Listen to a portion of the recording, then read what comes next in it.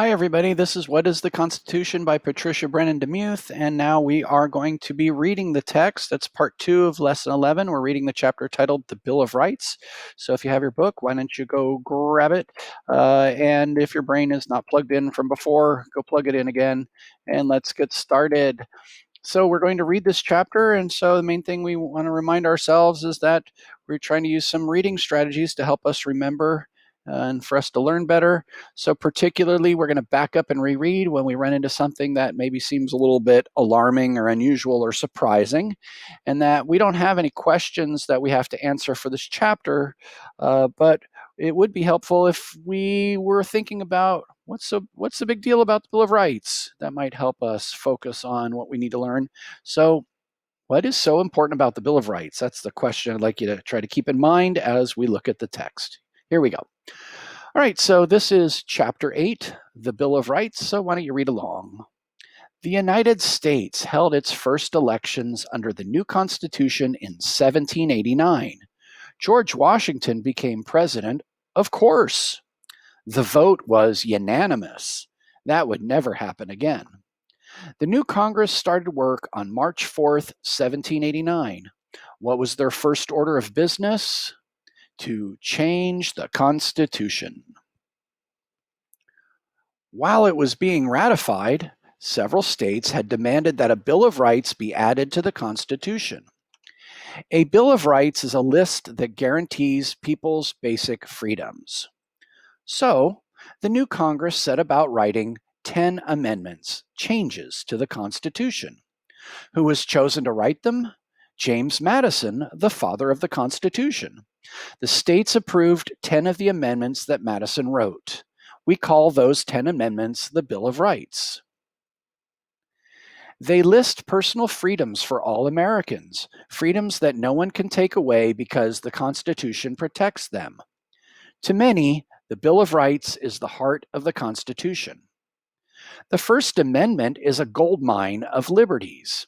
It protects 5 important rights: freedom of religion, freedom of speech, freedom of the press, freedom to assemble, and freedom to ask the government to correct wrongs. Freedom of religion wasn't common back in 1787. Several states had state churches. Tax money paid for them. Even people of different faiths had to pay for the state church. In Massachusetts, only Christians were allowed to run for office. Virginia threw Baptists in jail for preaching. The First Amendment ordered states to get rid of these old religious laws. Today, many countries still tell their people what religion to follow, but in America, people can worship any way they please or not at all. Christians, Jews, Muslims, Buddhists, and atheists, those are people who do not believe in the existence of God, all share equal rights. The First Amendment says so.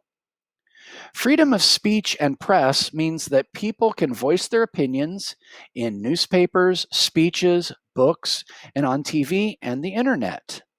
No one can be punished for speaking their beliefs, even if the government doesn't like what someone says. Of course, there are limits on free speech. For example, falsely yelling fire in a crowded movie theater is a crime. Under British rule, American colonists were sometimes arrested for disagreeing with the king. And today, around the world, harsh governments still lock up citizens who challenge leaders. But in the United States, different points of view keep democracy strong. Can large groups also protest? The First Amendment says yes. People can gather together in large numbers to show resistance to their leaders and laws, just as long as they protest peacefully. In the 1950s and 1960s, African American leaders like Martin Luther King Jr. led thousands and thousands of protesters in peaceful marches.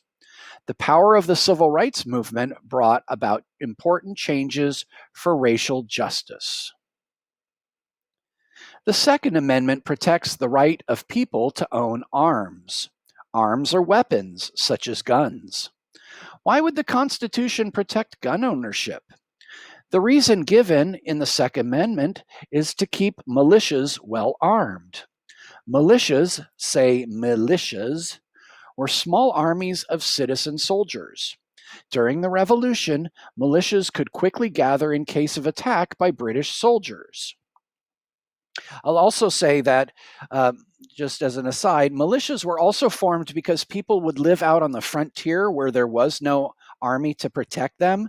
And if the natives came and attacked a village, then the militias would gather together to protect the village. So militias were around to not only protect people from the British, but they were to protect people in places where there was no army or anyone to protect people. During the Revolution, militias could quickly gather in case of attack by British soldiers. Today, there are no militias. States have National Guard troops instead. But the Second Amendment still protects the right of Americans to own guns.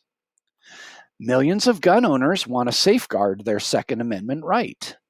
Millions of others point to the shocking gun violence in the United States. The weapons of the 1700s were muskets and rifles. They argue that the framers of the Constitution never imagined automatic weapons being carried on city streets. They want restrictions on who can own weapons, how they can buy them, and what kinds of weapons can be bought. Half of the amendments in the Bill of Rights protect people accused of crimes. They make sure that arrests and trials are fair and that the rights of the accused are protected. Americans suspected of a crime have other rights too. Let's say the police think someone is hiding stolen goods in their house. The police cannot come and do a search without a warrant, a written permission from a judge. So looks like this must be a courtroom scene. The Eighth Amendment says that a convicted criminal cannot receive cruel and unusual punishment. What does that mean? People's ideas about that have changed over time.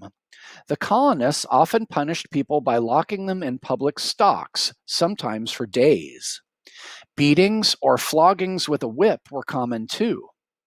Now, these punishments seem very cruel to us.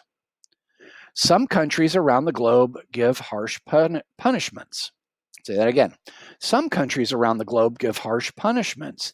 They might stone criminals to death or cut off the hands of thieves. So stone criminals basically means that they take somebody and make it so they can't move, and then other people throw rocks at them until that kills that person. So they might stone criminals to death or cut off the hands of thieves. The U.S. Constitution does not permit such cruel acts.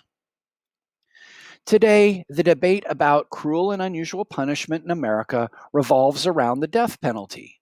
Some states still put criminals who commit the most severe crimes to death. 19 states, however, have passed laws making the death penalty illegal. They believe that putting someone to death, even if it's done in the most painless way possible, is always cruel and unusual punishment.